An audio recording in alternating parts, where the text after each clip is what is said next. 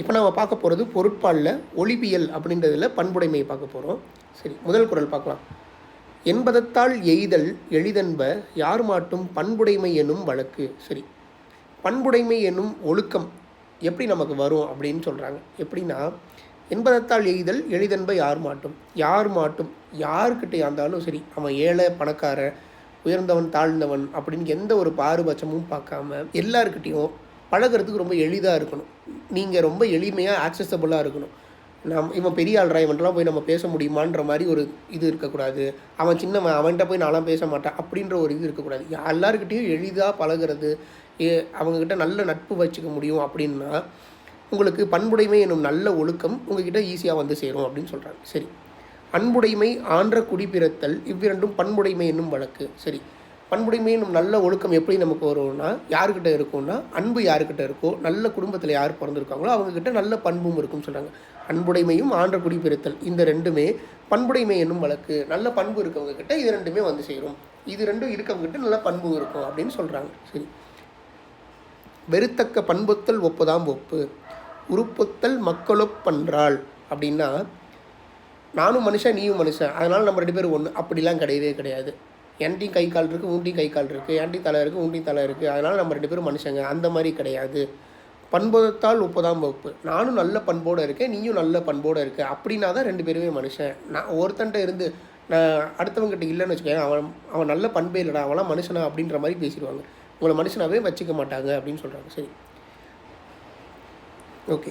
நயனோடு நன்றி புரிந்த பயனுடையார் பண்பு பாராட்டும் உலகு. அதாவது நயனோடு நன்றி புரிந்த பயனுடையார் அப்படின்னா, நீதியையும் நன்மையையும் விரும்பி பிறருக்கு பயன்படுற மாதிரி வாழ்கிற பெரியவங்க இருக்காங்க இல்லையா, அவங்களோட பண்பை இந்த உலகம் பாராட்டும்னு சொல்கிறாங்க. அதுதான் நயனோடு நன்றி புரிந்த பயனுடையாரின் பண்பு பாராட்டும் உலகு அப்படின்னு சொல்கிறாங்க. சரி, நகையுள்ளும் இன்னாது இகழ்ச்சி பகையுள்ளும் பண்புல பாடறிவார் மாட்டு. அதாவது காமெடிக்கு கூட ஒருத்தரை பற்றி நம்ம தப்பாவோ இழிவாவோ இல்லை அவங்கள ஹர்ட் பண்ணுற மாதிரி பேசிடக்கூடாது.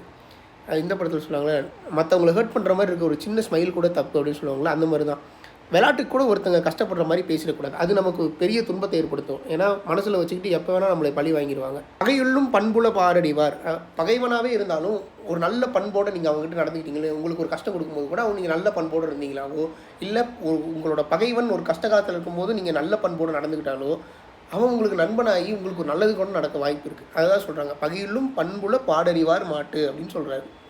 சரி, அடுத்து பார்ப்போம். அடுத்து, பண்புடையார் பட்டுண்டுலகம் அதுவன்றேல் மண்புக்கு மாய்வது மண். நல்ல பண்புடையவர்களால் தான் இந்த உலகம் வந்து இன்னும் உருண்டுகிட்டு இருக்கு. இல்லைனா எப்பயோ மண்ணோட மண்ணாக போயிருக்கும், எப்பயோ அழிஞ்சு போயிருக்கும்னு சொல்கிறாங்க. ரொம்ப ஈஸி. சரி, அறம் போலும் கூர்மையரேனும் மரம் போல்வர் மக்கட்பண்பு இல்லாதவர். மக்களுக்குடைய பண்பு இல்லாதவர்கள். மக்களுக்கு பண்பு என்ன இருக்கணும்? ஒழுக்கம் இருக்கணும், நல்லா படிச்சிருக்கணும், திருடக்கூடாது, அறத்தை தவறாமல் இருக்கணும், நீதி தவறாமல் இருக்கணும். இந்த மாதிரி நிறைய நல்ல பண்பு இருக்கு இல்லையா, மக்களுக்கான பண்பு. அந்த பண்பு இல்லாதவங்க வெறும் மரம் போலவர்கள். எவ்வளோ கூர்மையான அறம் போல இருந்தாலும் அவங்க வெறும் மரத்துக்கு தான் சமம், மக்களுக்கு சமம் கிடையாதுன்னு சொல்கிறாங்க. சரி, நண்பற்றார் ஆகிய நயமில்லை செய்வாருக்கும் பண்பற்றாராதல் கடை. உங்களுக்கு எதிரியாக இருக்கான் ஒருத்தன், நண்பற்றார் ஆகி நயமில்லை, அவன் உங்களுக்கு நல்ல விஷயங்கள் செய்யாமல் இருந்தாலும், அப்படி செய்கிறவனாகவே இருந்தாலும், தப்பான விஷயங்கள் உங்களுக்கு செய்கிறவனாகவே இருந்தாலும், உங்கள் பகைவனாகவே இருந்தாலும், நீங்கள் உங்கள் பண்பு மாறாமல் இருக்கணும், உங்களுடைய நல்ல பண்பு மாறாமல் இருக்கணும்.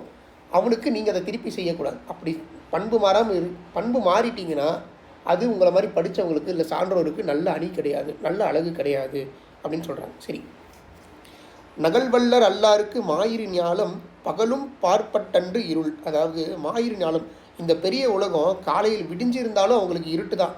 யாருக்கு? நல்ல பண்பு இல்லாதவங்க கூட நாம் பேசினாலும், நாம் நல்ல பண்பு இல்லாமல் பேசினாலும் இந்த இவ்வளோ பெரிய உலகம் பகலாகவே இருந்தாலும் நமக்கு இருட்டாக தான் இருக்கும் அப்படின்னு சொல்கிறாங்க. சரி, பண்பிலான் பெற்ற பெருஞ்செல்வம் நண்பால் கலந்தீமையால் திரிந்தற்று.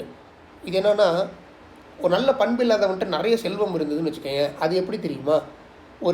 ஒரு அழுக்கான பாத்திரம் ஏற்கனவே யூஸ் பண்ணி நிறைய அழுக்கு இருக்க ஒரு பாத்திரத்தில் நல்ல பால் ஊற்றிங்கன்னா அந்த பால் திரிஞ்சு போயிடும் இல்லையா, அந்த மாதிரி தான் பண்பில்லாதவங்ககிட்ட இருக்க பெருஞ்செல்வம் வந்து கெட்டுப்போன பாலுக்கு சமம் அப்படின்னு சொல்கிறாங்க.